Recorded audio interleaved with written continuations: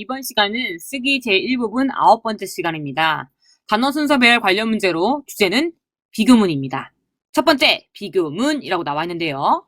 비교문은 자주 출제되는 문형입니다. 특히 우리가 가장 많이 알고 있고 시험에도 가장 보편적으로 출제되는 문제는 비교 문형은 B자가 들어가는 문형이라는 것을 기억하시면 좋을 것 같습니다. 자, 비교문이란 주로 두 대상의 특징, 정도상의 차이를 나타내어 비교의 결과를 보여주는 문장입니다. 예문 보도록 할게요. 나는 은는이가로 끝난 주어 나와 있고요. 비교문인 B자 나와 있는데요. 이 B자의 한글말의 해석이 바로 보다란 뜻이에요. 그래서 나는 다 비교 대상이죠. 그보다도 키가 크다라는 표현이 되겠습니다. 이처럼 비교의 표현을 나타내는 비교문이 시험에 자주 출제됩니다. 바로 B자 비교문이요. 자, 그럼 비교문의 기본 어순 보도록 하겠습니다. 비교문의 기본 어순은요. 주어를 A로 둔다면 주어 먼저 은는이가로 끝나는 주어 두시고요. 그 다음에 B자가 여러분 한글말 해석이 뭐뭐 보다라고 했죠? 뭐뭐 보다라고 해석되기 때문에 뒤에 자신만의 비교 대상을 받는 것이 특징입니다. A는 B보다 라고 해석되면서 뒤에 어떠어떠하다 라고 수어가 모이겠습니다. 자, 그럼 예문을 통해서 보도록 할게요. 나는 은는이가로 끝나는 주어 배치됐고요. B 뭐뭐보다 비교 표현이죠. 이 뒤에 비교 대상과 함께 쓰입니다. 뭐보다? 다 그보다 라는 뒤에 비교 대상 나와 있고요. 어떠하다, 키가 크다라는 표현으로 수어 나와 있게 되겠습니다. 나는 그보다 키가 크다. 이렇게 해석이 될 수 있겠고요. 세 번째 보겠습니다. 비교문의 특징을 보셔야 되는데요. 정도부사, 보어, 부정부사의 위치를 파악하시는 게 중요하겠습니다.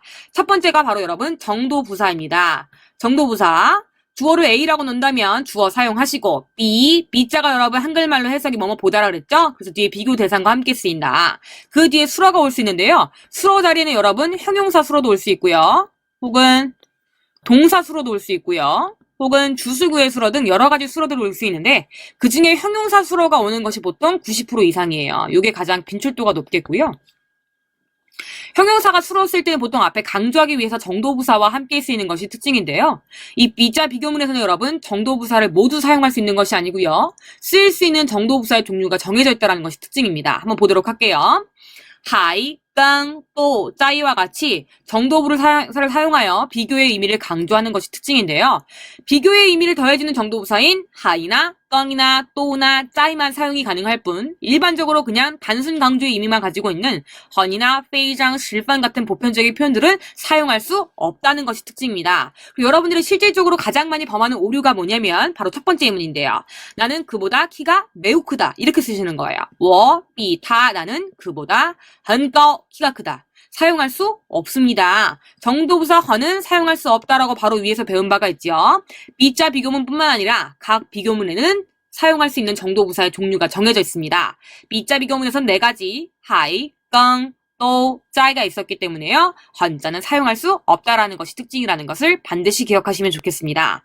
두 번째 문 볼게요. 비타 나는 그보다 하이까오 키가 더 큽니다. 훨씬 큽니다. 이처럼 여러분들 정해진 정도부사를 사용할 수 있다. 하이 대신에 껑을 써도 여러분 크게 문제되지 않을 것 같고요. 네, 세 번째 여러분 이 예문이 굉장히 중요할 것 같아요. 정도부사의 예외적인 내용인데요. 정도부사 또가 사용됐을 때의 특징입니다. 여기선 정도의 의미를 가지게 되니까 정도부사라고 여러분 칭하도록 하겠습니다. 여러분 이 B자가요, 뒤에 비교 대상을 의문대명사로 받고 뒤에 또와 함께 쓸 경우에는 최상급으로 쓰이게 됩니다. 왜 그러냐면요. 여러분 혹시 알고 계십니까? 의문대명사가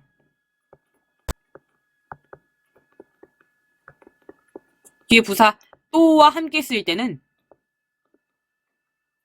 의문문으로 쓰였다기보다는 여러분들 되게 뭐뭐든지 혹은 뭐뭐라도라고 쓰이면서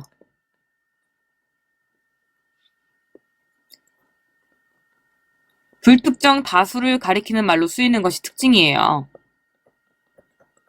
예를 들어볼까요? 의문대명사 중에 우리가 알고 있는 6카운트 중에 가장 쉬운 거. 예를 들어 셔머를 넣는다면 셔머떠 하면 무엇이든지 무엇이라도. 근데 여러분 그 무엇이 뭔지 알아요? 몰라요? 알 수 없죠. 불특정 다수를 가리키는 표현이 되겠고요. 쉐이떠 하게 되면 누구든지 누구라도. 그 누구가 누군지 알 수 있나요? 없나요? 없죠.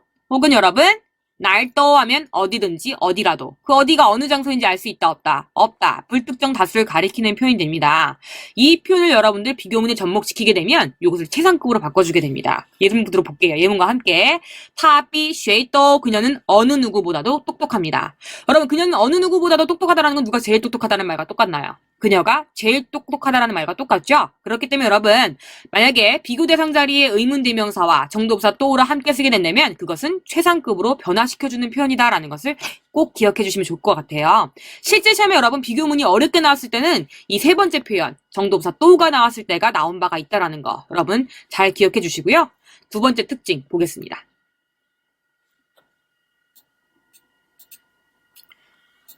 자, 바로 보어라는 건데요. 주어 A 자리에 놓고요. B자와 비교 대상으로 함께 받아서 B보다라고 해석되며 뒤에 수러 받고요. 수러 뒤에 보어가 올 수 있다는 것이 특징입니다. 수러 뒤에 주어와 비교 대상의 차이를 확연하게 혹은 구체적으로 나타내는 보어를 쓰기도 한다. 여러분 그거 아십니까? 여러 가지 비교문 중에서 유일하게 뒤에 보어를 받을 수 있는 비교문은 B자 비교문 하나뿐입니다. 그러면 B자 비교문을 제외한 다른 여러 가지 비교문이 있을 텐데요. 그런 비교문들은 보어를 받을 수 없습니까? 네, 보어를 받을 수 없다라는 것이 특징이 됩니다. 예문 한번 보도록 할게요. 小高는 주어지요. B 비교 대상 누구보다? 小왕보다漂亮 예쁩니다. 그 뒤 여러분 정도보 고정격식 多了 훨씬 더 예쁩니다. 표현 나와 있고요. 두 번째 거 지혜지의 언니는 비 메이의 여동생보다 비교 표현 나와 있고요. 나이가 많습니다. 몇 살? 3岁. 수사와 양사로서 이렇게 보충 설명해 줄 수 있다라는 거예요. 여러 가지 각종 보호가 올 수 있다라는 것이 특징이 되겠고요. 세 번째 여러분들 가장 중요한 포인트입니다. 바로 부정부사 위치인데요. 부정부사 위치는 반드시 B자 비교문의 앞쪽에 와야 된다는 것이 특징이에요. 아시겠죠? 꼭 기억해 주세요. 부정부사는 반드시 B자 앞에 온다. 예문 보겠습니다. 他不比我矮. 그는 나보다 작지 않아요. 여러분 이게 그냥 어법상 여러분 중국어로 본 상태에서 보면 아 그렇구나라고 이해가 되시는데 실제 시험에 가보게 되면 여러분들이 해석을 할 때 작지 않다라고 수로와 엮여서 해석이 되다 보니까 부정부사가 자꾸만 부정부사의 위치를 형용사 수로 앞에 두려고 하세요.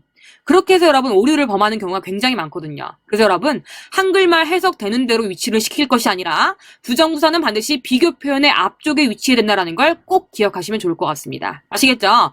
우리 B자 비교문의 형태도 정리를 해두었고요. 그 외에 여러 가지 비교문의 형태를 한번 쭉 표현해 봤습니다. 그 중에 여러분 시험에 자주 나오는 게 두 번째 나와 있는 요호자 비교문. 여러분 요호자가 비교문이라고 생각하지 못하는 분들이 굉장히 많으세요. 동사 있다라는 의미로만 생각하시고 요호가 비교문으로 쓰일 때는 어떻게 쓰일까 전혀 생각지 못하시는데요. 요호자가 비교문으로 쓰이게 되면 뭐뭐만큼이라는 의미로 쓰이면서 비교의 의미를 잘 나타내는 비교문으로 쓰일 수 있다는 걸 반드시 기억하셔야 되겠고요. 세 번째 이와 같은 마찬가지로 여러분 쌍자 비교문이 있습니다. 쌍자는 비교문의 의미로 쓰일 때 처럼으로 쓰여서요. A는 B처럼 수러하다 혹은 B처럼 수러하지 않다. 긍정형과 부정형으로 사용될 수 있는데 두 번째 표현, 세 번째 표현, 이 두 번째, 세 번째 표현을 반드시 꼭 익혀보시고 다른 표현들도 한 번씩 익혀보신 후에 바로 예제로 같이 들어가 보면 좋을 것 같습니다. 예제 1번 봤는데요. 끙 하면 더욱이라는 정도 부사인 거 알 수 있고요. 今天的 오늘의라고 나와 있고 比昨天 비교의 형태와 비교 대상이 나와 있죠. 그쵸? 러 하면 춥다라는 형용사고요.天气 하면 날씨가 되겠습니다. 그럼 문장 구조는 딱 봤더니 여러분 B자 비교문인 거 아시겠죠? 주어 놓고 B와 비교 대상 B보다 라고 넣어주시면 되겠고요. 그 다음에 정도부사와 수러를 넣어주시면 되겠네요. 그러면 접목시키면 해설에 수러 자리에 끙렁 정도부사와 형용사 수러 더욱 춥다 넣어주시고요. 주어 자리에 찐티엔더 티엔치 오늘 날씨 넣어주시고요. 주어 뒤에 B자 비교 대상으로 비주어 티엔 어제보다라는 표현을 배치하시면 되겠습니다. 그럼 정답은 찐티엔더 티엔치 오늘 날씨는 주어죠. 비주어 티엔 비교문과 대상 어제보다 끙렁 더욱 춥다 이렇게 배치하시면 되겠습니다. 자 다음 문제 보겠습니다. 첫 번째 거 링호하면 형용사로 민첩하다는 뜻이고요. 뿌 하면 부정부사죠. 我的手脚 하면 나의 손과 발이란 뜻이 되겠고요. 比小王 하면 小王보다 라는 비교 형태, 비교 대상과 B자 형태가 되겠습니다. 자 그럼 문장 구조는 딱 봐도 아실 수 있겠네요. 여러분 부정부사의 위치를 물어보는 문제예요. 아까 비교문의 전략 세 번째 있었죠 여러분들. 부정부사 위치는 한글말 해석되는 대로 배치하면 안 되고 반드시 여러분들 B자라는 비교문의 앞에 둬야 된다. 잊지 않으셨죠? 자 같이 보겠습니다. 주어, 은는이가로 끝나는 주어 배치하시고요. 부정부사 뿌 배치한 후에 후에 B자와 비교 대상 배치합니다. 그 뒤에 수러 배치하시면 될 것 같고요. 그럼 이 문장 구조에 따라서 한번 단어들을 접목시켜 보겠습니다. 해설 볼게요. 수러에 링과 민첩하다를 놓고요. 주어 자리에 我的手脚 나의 손과 발을 놓습니다. 주어 뒤에 B자와 비교 대상으로 B, 小王, 小王보다를 배치하시면 되겠고요. 부정부사 뿌는 반드시 비교문의 앞쪽에 놓는 것이 특징이라 말씀드렸습니다. 자, 그럼 정답은요. 我的手脚 나의 손과 발은요. 부정부사 뿌 배치하시고요. B 뭐보다, 小王보다 링과 민첩하지 않습니다. 이렇게 부정문으로 해석이 될 수 있다. 확인되시죠? 자, 그럼 여러분들 실전 문제에 돌입할 텐데요. 비교문의 어순 기억하고 계십니까? 주어 A 놓고요. B자와 비교 대상 넣은 후에 수러를 놓으면 된다. 비교문의 특징 3가지가 있었습니다. 정도부사로 쓸 수 있는 거 4가지. 하이, 껑, 또, 짜이가 있었는데요. 그 중에 또는요. 일반적인 정도부사로 사용되기보다는 보통 의문대명사가 비교 대상으로 쓰이면서 어떤 누구보다도 뭐뭐하다라는 표현으로 최상급을 가리키는 표현이 된다는 점 잘 기억해 주시면 좋을 것 같고요. 두 번째 여러분, B자 비교문이 유일하게 비교문들 중에서 수러 뒤에 유일하게 뭘 받을 수 있다? 보호를 받을 수 있는 비교문이라는 거 잘 기억해 주시고요. 세 번째, 부정부사 위치는 반드시 B자 비교문의 앞쪽이어야 된다는 점을 잘 기억하시면서 실전 문제에 대입해 보시면 되겠습니다. 실전 문제 풀어보시기 바랍니다.